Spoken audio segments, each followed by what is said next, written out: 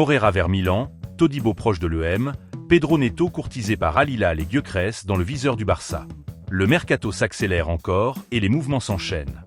On commence directement à Strasbourg où Diego Moreira se prépare à faire ses valises après les départs de Julio Enciso et Abdoul Ouattara. L'ailier belge devrait rejoindre l'AC Milan pour 50 millions d'euros, plus des bonus, offrant ainsi une rentrée d'argent importante au club alsacien. Pendant ce temps, Jean-Claire Todibo se rapproche d'un retour en Ligue 1. L'EM aurait trouvé un accord avec le défenseur français et négocie désormais avec West Ham les modalités de l'opération. L'idée d'un prêt avec une répartition du salaire est actuellement étudiée. Marseille avance donc concrètement sur ce dossier.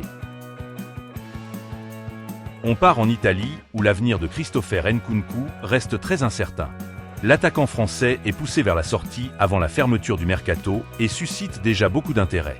Le RB Leipzig et le Borussia Dortmund suivent attentivement sa situation, tandis que plusieurs clubs anglais et espagnols sont également sur les rangs. Le départ de Nkunku pourrait donc rapidement devenir l'un des dossiers à suivre. Autre dossier chaud en Italie. Comme a officiellement formulé une offre pour Moïse Kiné. Le club propose un prêt payant de 5 millions d'euros, assorti d'une obligation d'achat de 25 millions. Une proposition jugée insuffisante par la Fiorentina, qui valorise son attaquant entre 45 et 50 millions d'euros. Keane, de son côté, serait favorable à un départ vers Comme. Reste désormais à trouver un terrain d'entente entre les deux clubs. En Angleterre, Aston Villa et Parme ont trouvé un accord pour Zion Suzuki après l'échec de son transfert au PSG. Le montant de l'opération s'élève à 30 millions d'euros, avec jusqu'à 5 millions supplémentaires en bonus. Le gardien international japonais doit signer un contrat de 5 ans et pourrait devenir le successeur d'Emiliano Martinez. Toujours en Angleterre, Adam Wharton est devenu une priorité pour Manchester United. Les Red Devils souhaitent renforcer leur milieu de terrain et Michael Carrick apprécie particulièrement le profil du joueur, qu'il connaît bien grâce à son expérience en Premier League. United pourrait donc rapidement passer à l'action. Le club mancunien surveille également Kim Min-jae.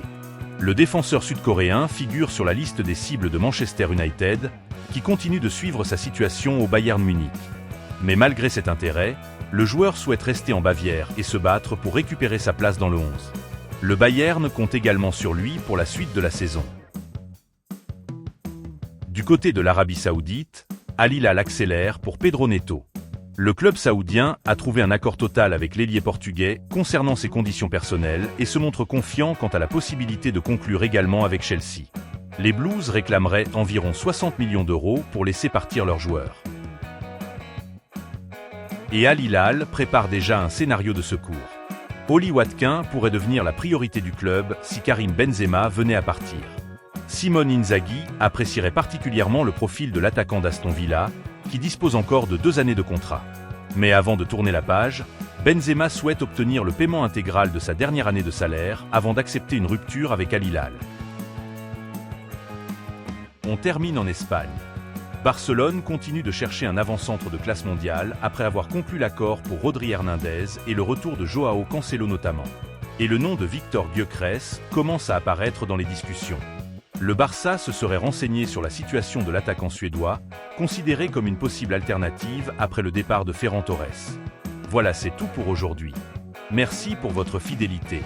On se retrouve très vite pour un nouvel épisode.